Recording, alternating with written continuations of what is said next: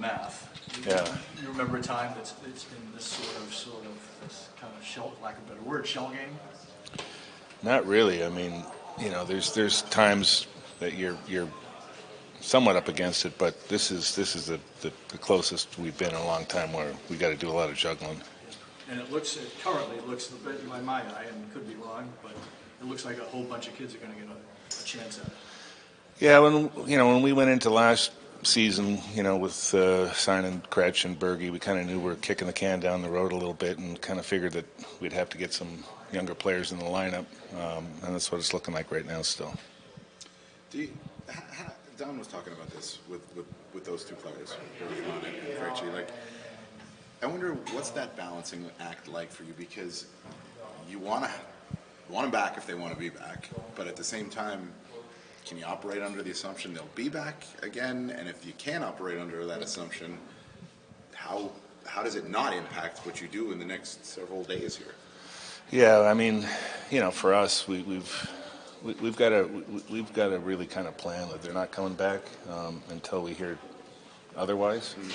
We would not be doing the organization a service if we plan that they are coming back and then we're told they're not. So, for us, it's kind of going down two paths. Hopefully, we'll hear something soon, but we're not certainly, want to give those guys the time that they need. I think, as a player, you may think you're done, but a month or two into the off season, you're like, wait a minute, what am I going to do next winter? So, and really, let's be honest, there's nothing better than playing hockey or playing a sport. So, when it's over for good for the most part.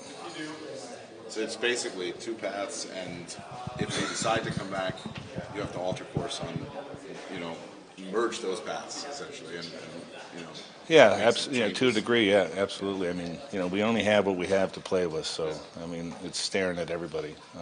And go ahead. They understand too, I would imagine, right? As though there's a communication level with them, like, hey guys, you really can't push this till like October here, right? Right. I mean, they absolutely understand. Yeah. We've been very open. They've been, we've told them we understand that you're going to take some time to make decisions, but we have to do our jobs too. What has this past month or 2 months been like in terms of? It seems like there's so many routes that this could go for you guys in the off season, where it's plan A, B, C, D versus last year, where it was. I think you had a better idea of what was to come. What has this stretch been like? Well, it's a lot more conversations of what ifs, right? I mean, that's the difference. Is we kind of had a pretty good idea of what our roster would look like and how we could put it together last off season compared to this off season. So, we figured if the cap didn't go up, we're going to have some juggling to do, which we, unfortunately lose Taylor, great player for us. We really loved him as a Bruin, but that's just, we knew that was going to happen. Unfortunately, the cap didn't go up like everybody was hoping for, but we kind of anticipated that. Is it helpful at all to know that it's likely to go up a significant amount next year, just based on the projections, and there's kind of a light at the end of the tunnel if you can get through this year salary cap-wise? Yes, absolutely, and we don't want to put ourselves in a position where, we don't take advantage of that next year either. So, we feel pretty good about where we are going into the following year. But it's just this season right now what we're trying to piece together. Cam, you don't have a pick till Thursday. Has there been a lot of talk about trying to move up into the second or the first round? There's always talk, yeah, absolutely. There's always talk about trying to move up. There's no question. I mean, if that happens, great. If it doesn't, we're prepared for it. Monty had such a great speech last night. Yeah. Did any of it surprise you in terms of how personally he got about it or the depth that he went to? Not really. When we were in the interview process, he was very straightforward right from the get-go about what transpired and what he's done since, and I thought it was a great speech. I really did. I thought a lot of people probably should take something away from that, but no, that did not surprise me at all. What'd you make of Linus referencing butting heads with goalie Bob there in his acceptance speech? Well, that happens. I mean, everybody butts heads. I mean, if you're always agreeing with each other, then you're not probably growing. So. There's behind the doors. There's all kinds of heads butted for sure. There's no question. So, when you're an athlete, you get to a certain level, like at the NHL level. you think, okay, I've got here. I don't really need to do anything because what I've done is gotten me to this point. But you can always improve as a player, but sometimes you may not like what you hear. So I think goalie Bob and Linus have a great working relationship. But sometimes you don't agree with each other all the time. Do you remember any instances when that happened to you, when you were butting heads?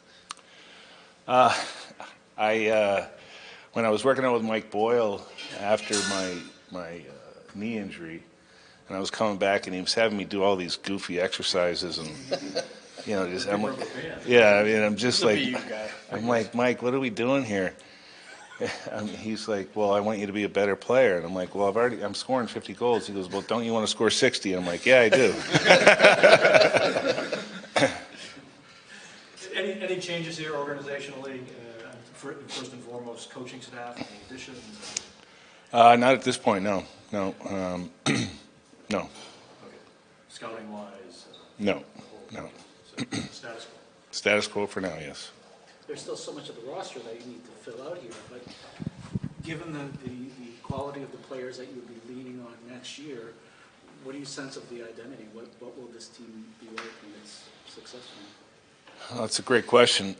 We're going to need, some of that next core group of guys, the younger guys, to really step up from a leadership perspective. If Berge doesn't come back, Kretsch doesn't come back, we lost Foligno. So those guys have to step up, and if we are bringing in some younger players, then they're going to have to understand what it takes to play here and how to prepare and how to be professional on and off the ice, how to prepare yourself to play National Hockey League games. Hopefully, the great thing about having Z and Berge for so long in this organization, guys should have learned something from them. I don't want to go through 7 games against Florida here, but Thank you. Monty brought up yesterday, 2 days ago, his concerns that in retrospect there should have been a physical pushback on Kachuk and Bennett. You lived that game. Yeah. You feel the same? I thought that there could have been absolutely a little bit more of a pushback. There's no question. There's obviously when you don't achieve what you want to achieve, you second guess everything, and we've been doing that for the last couple of months, and it still stings. There's no question it still stings, but there could have been not a lot, but a few things that could have been done differently, and that's one of them. And when you think pushback like committee, or do you think, okay, we've got to identify a personality here to neutralize that if it happens again? Yeah, I mean, it's not, and it's even maybe not necessarily against those two particular players, right? There's other players on the ice, so I think it's one of those things where players have to recognize, we could maybe push back in different areas. Like I said, not just those two players, but how do we make an impact from a physical standpoint, from an intimidation standpoint? Those are things that our players certainly should look at, and they're going to be. I know Monty has talked a great deal about that, so I'm sure he's going to remind the players as well. But it doesn't sound like you guys have had any reservations about pursuing who you did at the deadline, a veteran roster, bringing Patrice and David, and kicking the bonus camp hole. Right. All that was worth it. It's just it was worth it. I mean, obviously the regular season record speaks for itself. I think we all looked at that roster and said, this is as good a chance as any. We're going to go deep and get to the finals at a minimum. So it is extremely disappointing because of what we knew this season was going to bring us, regardless if we won or not. But we thought we're going to give us a best chance to go deep and win. So it did sting a lot for all of us. But it's something, like I said at the end of the year press conference, if we don't learn something from it, then it's shame on us. One of the great cliches or truths of the game is if you're going to win the cup, you've got to have the goaltender. And Vegas wins with 2 backup goaltenders. So what does that tell you?